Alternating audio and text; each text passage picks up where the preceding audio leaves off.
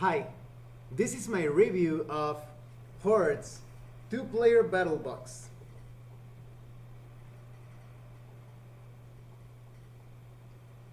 As some of you may remember, I reviewed the Iron Kingdoms Unleashed RPG a few months ago. If you want to see that review, please click on the link in the description below. So this time I thought it would be interesting for you to see the official miniatures for that game. And what better way than to take a look at this starter box, because it also introduces you to the game of Hordes, the tabletop miniatures battle game that is also compatible with the War Machine. So let's get started. Let's take a look at each of the components and the contents. First, let's take a look at the box. As you can see, it's quite pretty. It's a beautiful illustration in the cover, very evocative, showing the over-the-top, brutal conflict that usually happens in Hordes.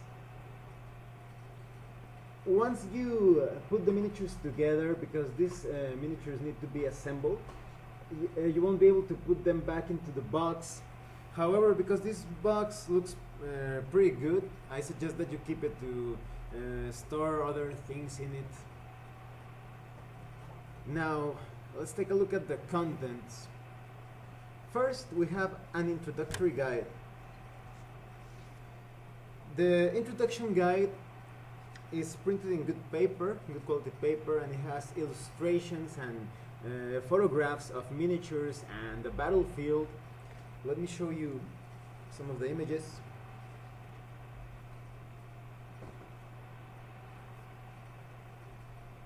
And you have the images and photos of the miniatures contained in the starter set.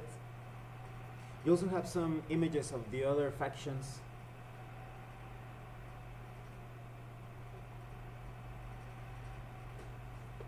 This introduction guide is great for you to understand the world of the Iron Kingdoms, and specifically Hordes, because Hordes represents the most savage, brutal, and wild aspect of the Iron Kingdoms. Everything feels quite tribal. So, for example, the two factions contained in the battle box are the Legion of Everblight, which are the servants, the scions and avatars of the dragon Everblight that was once thought to have been destroyed, but actually exists as a sort of omni-consciousness that controls and empowers his servants. You also have the Circle of Ouroboros, which have a very strong druidic Celtic feel to them.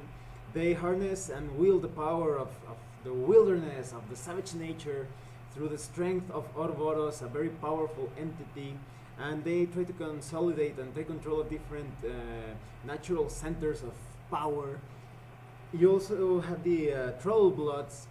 Now, the Trollbloods are basically all about protecting their culture, their sacred territory, and they are fighting for survival against the other factions. You have the Scorn, that are the conquerors and tyrants of Hordes. They also have a very strong necromantic feel because of their dark art, the art of Morty30. And you also have the Minions. Minions are basically all the other living creatures that are kind of in the middle of the conflict, and they don't belong to any other faction, so they fight for survival, but they also sometimes lend their services to the highest bidder. So it's a very deep background in terms of what you can use as an excuse to have conflicts. The Trollbloods are going to have to protect their territory perhaps from the Scorn, or even the Circle of Ouroboros, who is always looking for natural centers of power. And the Legion of Everblight and Scorn are pretty much just looking for an excuse to fight because of their ways of conquest and tyranny. You also get some information on the Iron Kingdoms and the other factions of War Machine. So that's pretty good because this game is 100% compatible with War Machine. You also have a guide on how to assemble, clean and paint your miniatures. You have some images on how to paint them step by step. and diagrams so you can assemble your miniatures.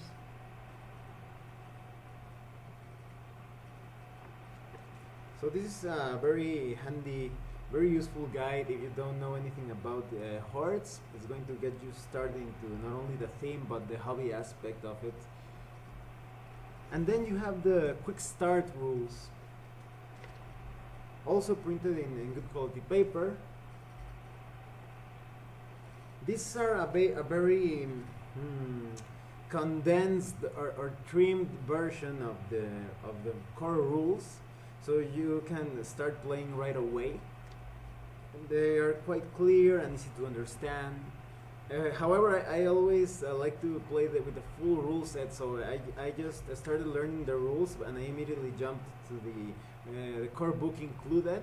And the rules are very deep but at the same time simple, so it's going to be, if you're someone who likes to use quick start rules, it's going to be very simple for you to understand the quick start rules and jump into the full core rules immediately. The cool thing is that you also get the cards for the other factions, for the basic battle groups of the other factions, so if you want to give them a try, you can do so using these cards just to get a feel of the different factions. Now you also get an issue of No Quarter, the official magazine for Hordes and War Machine. This is a mini issue with a lot of cool looking illustrations. And sorry, let me get that into focus,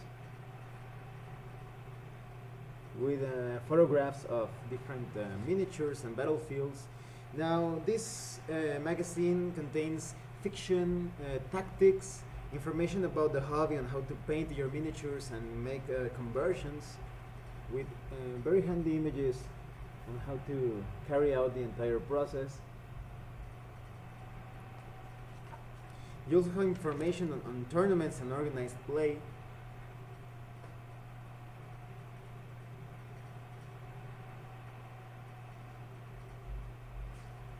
So it's a very nice sample of what the No Quarter magazine is. You also get a ruler. However, the ruler is too flimsy in my opinion. It's basically like a slip of plastic. However, it was cut up or wedged between the cardboard separator inside the box, so it kind of bent a bit. It kind of got some wrinkles over there. So this is a very flimsy rule. I would have preferred if the plastic was a bit thicker, or maybe if it was in some sort of thick cardboard. You also get some dice, or just some black dice. And now you get a card for each of the units in the game, in this starter box, and these cards are pretty cool. They are very well illustrated with the information of each creature. I already sleeved them because you need a plastic sleeve so you can mark the damage that the war beast or any unit is receiving. So for example, this life spiral over here, here's where you check the wounds that the war beast suffers. You take your dry erase marker and let's say you took 2 wounds, and you mark them. Sorry, oh, you can't really appreciate that, but I just marked 2 wounds right there, and you just need to erase them, and you're ready for another game. So that's very handy, and all the cards are very easy to read, and they follow a sort of like iconographic language with different icons that you just have to take a look at them, and you know the special rules that creature has, the properties and abilities and powers. The cards look great overall. Let me show you a few more of them. Here's one of the Winter Argus. And not all of the cards have life spirals. You also have the some cards that are units, and you have check boxes, so you can mark the wounds. Now the game comes with some awesome, beautiful, incredibly good-looking miniatures. I'm going to show you a few of them. These are the just assembled and unpainted miniatures. As you can see, they look pretty monstrous, pretty brutal. You also have smaller miniatures representing the warlocks. I'll talk a bit more about the mechanics and the different miniatures in a bit. This warlock, this is Kaya. This is the unpainted version. And I actually just finished painting the Warp Wolf a few hours ago. So here's the result. These miniatures are quite easy to paint and with a lot of room for well, it's really easy to make the details stand out, because the miniatures are pretty large, 30 millimeters and up. So they look quite nice when you finish painting them.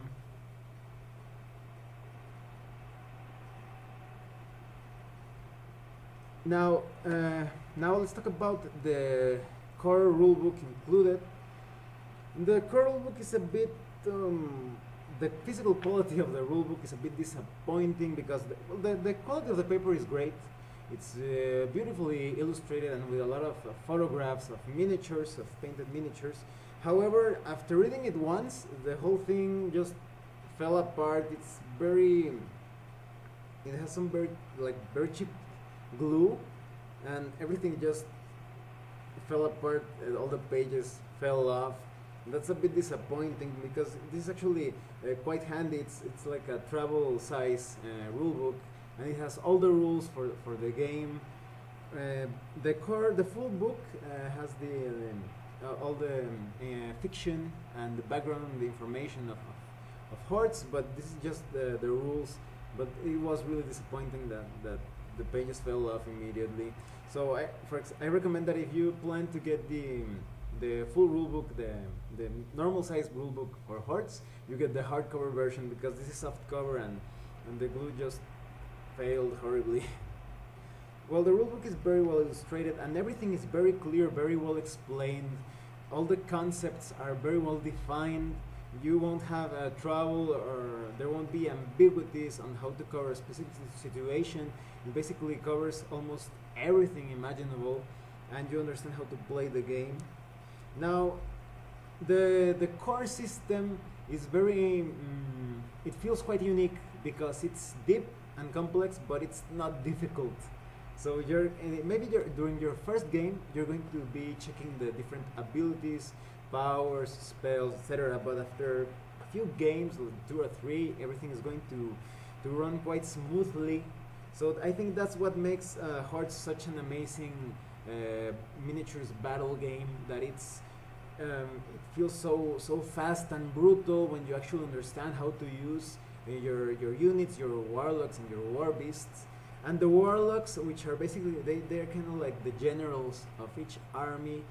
They feel very central, very powerful, but essential to winning the battle, because they have a control area around them, and those war beasts within their control area are going to be empowered by this control area. They are going to be forced to perform some amazing combat powers, because there are combat feats, but those are like one-use abilities for each warlock that they could turn the tide of any battle. Maybe a feat allows you to deal more damage, another feat allows you to gather more fury immediately and cast a chain of spells. Now, fury is a very important resource in Hordes. It's like the lifeblood of the entire army, because the way you manage fury is going to determine if you will be able to cast different spells, and if your war beasts generate too much fury, they may end up like in a state of frenzy, running out of control. So the warlock needs to accumulate to draw fury from his or her war beasts, and the war beasts have to generate fury, but not too much, or they're going to end up out of control. And you have units, and units can perform combined attacks, and it need to keep a sort of cohesion, or be at a certain distance within one another, because otherwise they are two are going to have trouble when it comes to giving orders and commanding your army. So it's quite interesting. This is a game where skill plays a very strong part. Randomness doesn't feel as random, so a skilled player is going to mop the floor with a newbie or a rookie. It's a very deep game. If you play it at a casual level, it's somewhat a bit more simple, but it's obvious that this game has a lot of complexity when it comes to more of a competitive or hardcore style of play. So you definitely had to consider that. If you're more of a casual player, you could buy just a few models, or play with the models in the battle box. But you could go as hardcore as you want, and you have all the essential elements, rules for battlefield elements such as terrain, cover, different effects when it comes to line of sight, etc. It's a very complete battle game, and I was telling you, it feels quite unique in the sense that it's actually quite fast. It feels very action-packed. So you're not going to be playing a slow game. Once you get the hang of the rules, you're going to play battles that usually last between probably about an hour at max 1 hour and a half. Well, it also depends on the size of your army. And the core book contains different scenarios, so you find a bit more variety to your battles. Sometimes you will have to kill the warlock or that warlock's war beasts, or maybe you have to take control of different terrains and objectives. And the war beasts, they feel really cool when you face off a war beast against another. It's going to feel like a kaiju battle, like kind of like Godzilla versus King Kong. That they're going to be able to wrestle with each other, and maybe one of them will be putting its huge hand over the other's head and cancel out sort of like a breath attack. Or you will also be able to pick up one war beast and throw it, and it's going to feel like almost like a wrestling match, and it's really cool. You have a lot of interesting tactics that you can use during each round. And this game, Hordes, feels quite tactical because of the fury management aspect. You have to think what you're going to do during each round. It's somewhat difficult to have a battle plan that will remain unchanged throughout the entire battle. You have to think quickly, and that's very awesome. So what do I think of this battle box?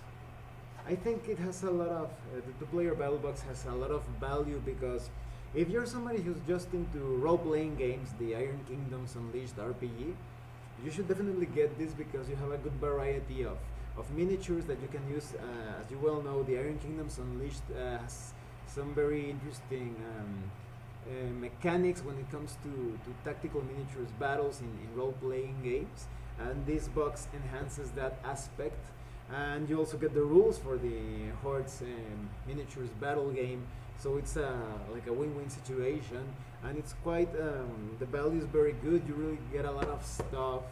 The only negative things that I thought or things that could have been improved are the flimsy ruler and the rule book that didn't hold well together. But everything else, there's just a ton of content, and the miniatures just look awesome. You could even use them in other high fantasy RPGs, and they're so very well detailed, and they look awesome. They're also quite sturdy. I dropped one from the table and nothing happened to it.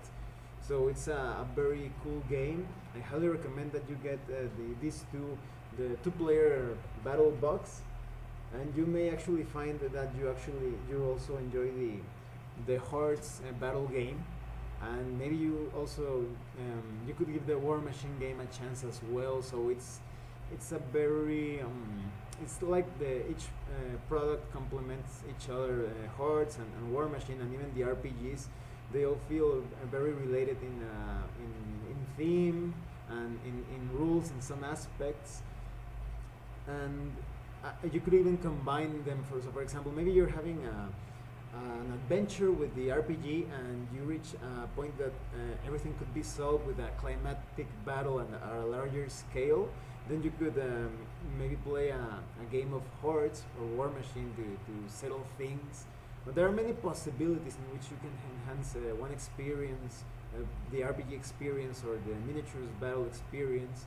So definitely consider getting this if you like the Iron Kingdoms Unleashed RPG, or if you're looking for a very complete and exciting miniatures battle game. Well, thanks for watching my review. If you have any comments or questions, please let me know. See you later.